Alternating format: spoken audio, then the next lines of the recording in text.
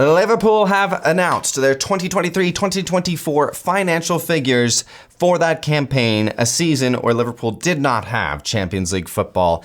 I'm going to break down what each of these numbers mean. Let's dive right in because this is the channel that is all Liverpool all the time. It's all red. Smash that like button and consider subscribing as we continue to cover the best club in the world. All right, overall revenue for 23-24 was £614 million. That is 20 more million than the previous campaign. Year over year, that is 20 million more pounds. So good, it's good.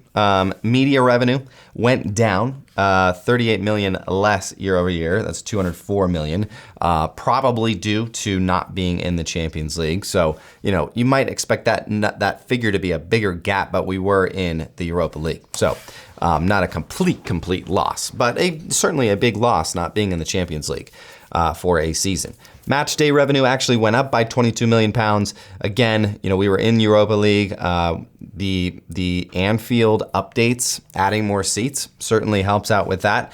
And, you know, just, you know, I'm sure small ticket price increases and all that, whatever. The match day revenue actually went up considerably.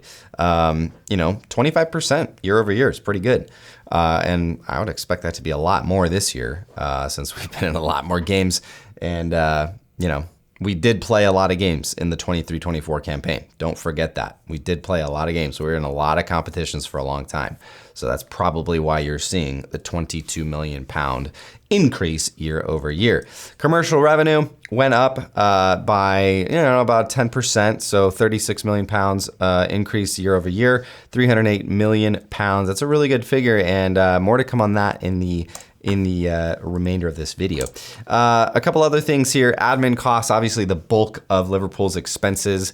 A lot of people are saying, oh, there's admin staff? Why are they trying? No, this is pretty much everything, guys. Like staff, administration, coaches, trainers, and then of course player wages are involved in the admin costs. That went up 38 million pounds year over year. Considerable, but I can understand it, you know, with arneslot. I think they brought in actually more staff, it seemed like, and then you had kind of the hierarchy built out as well, which I don't think would have been included in the 23-24 financials. I'm not sure when that cutoff happened. Did that happen, you know, May 31st? I would assume so. So I guess the arneslot era isn't included in that.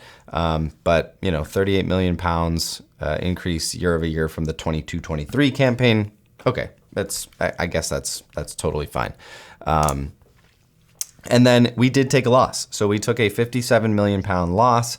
Despite the revenue growth, the club posted a loss. This was primarily due to increased administrative costs and the Champions League revenue gap. And guys, don't forget, just all of the big major infrastructure updates that FSG has done, like the AXA training, you know, and then the updates to Anfield. So there have been a lot of that. And, you know, I think that seems to be kind of over now. And I'm excited for that because I think that will actually give Liverpool just a really super solid foundation to go out and maybe spend on some players. There were some big commercial wins from the 23-24 campaign. So new global partnerships, UPS, Google Pixel. I've seen some Google Pixel stuff that they've done in the training grounds, whatever. Peloton and Orion Innovation. These are pretty high profile partnerships and probably, you know, significantly part of that commercial revenue growth. We extended some partnerships. Obviously, the Carlsberg is pretty classic, pretty well known, and then Kodansha. You know, good to see those stable partnerships get extended into the future. Retail performance, record revenues across 7 global locations.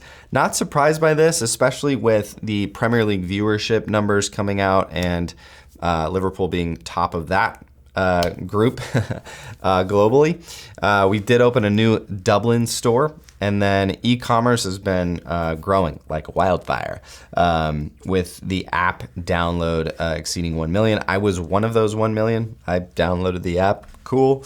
And then that app was 20% of the online sales. So here is kind of the key takeaways, you know, to break all of this down into 3 main points. So there was a loss in the 23-24 campaign.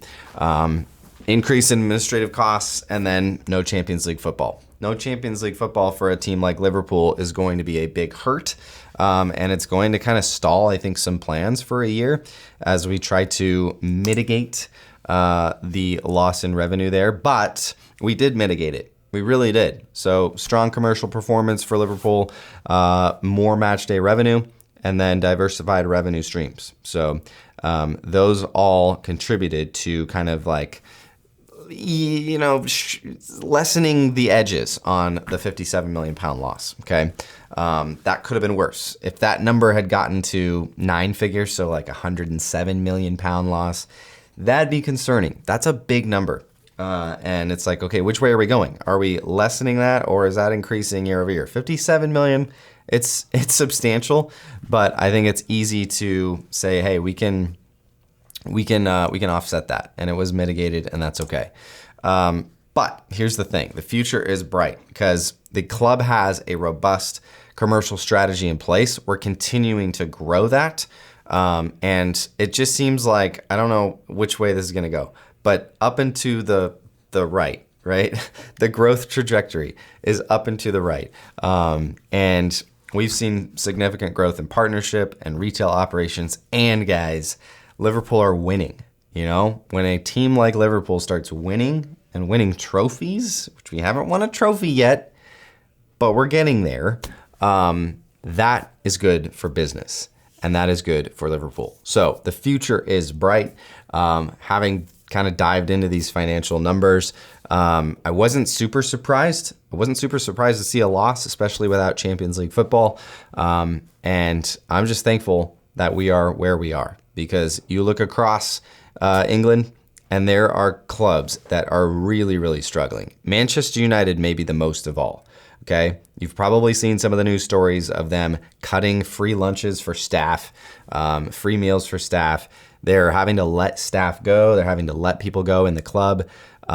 They are financially crumbling. And Liverpool are in a very, very strong position, I would say.